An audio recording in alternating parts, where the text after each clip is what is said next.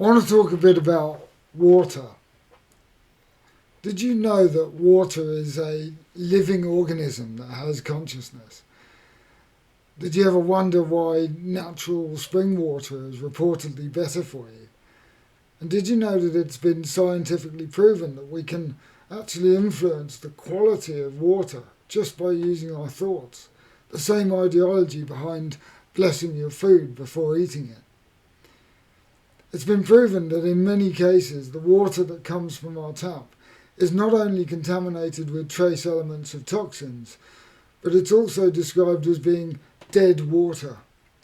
Yes, we can be grateful for it, and yes, you can drink it, and yes, it's hydrating. However, we've generally not been made aware of the significance of the quality of the water that we drink relative to the health benefits that it could otherwise offer us, when, if nothing else, is restructured and healed.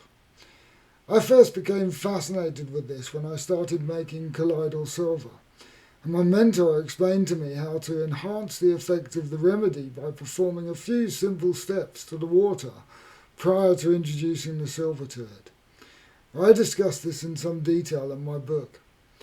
But you see, the reason that natural spring water collected at the bottom of the mountain is so much healthier for you is a result of the process that it goes through in its journey from falling as rain at the top of the mountain.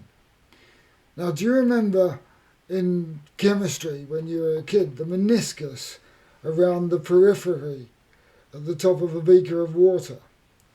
Now that meniscus is caused by surface tension, which is where the water is restructured as a result of the interface between the water and the surface of the beaker, at exactly that interface. The volume of the surface area ratio in the beaker is much too high to restructure the bulk of the water in the beaker itself.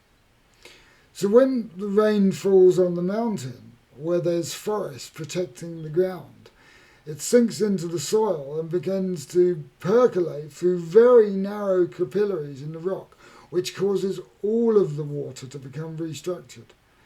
Then when it emerges into the springs and streams, the eddy currents and its flow, in combination with the positive energy of the nature surrounding it, contributes to its vitality and goodness.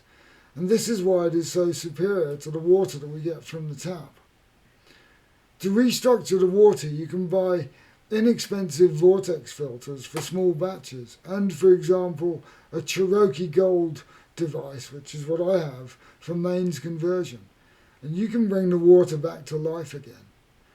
Alternatively, you can move to the bottom of a natural forested mountain, and I know which I'd rather do. But if you're interested to learn more about this, then do grab a copy of my book for topics like this and a plethora of information on other things that I wish I'd known at my children's age. Thanks very much for listening, and I'll be happy to help anyone with any questions at a further date.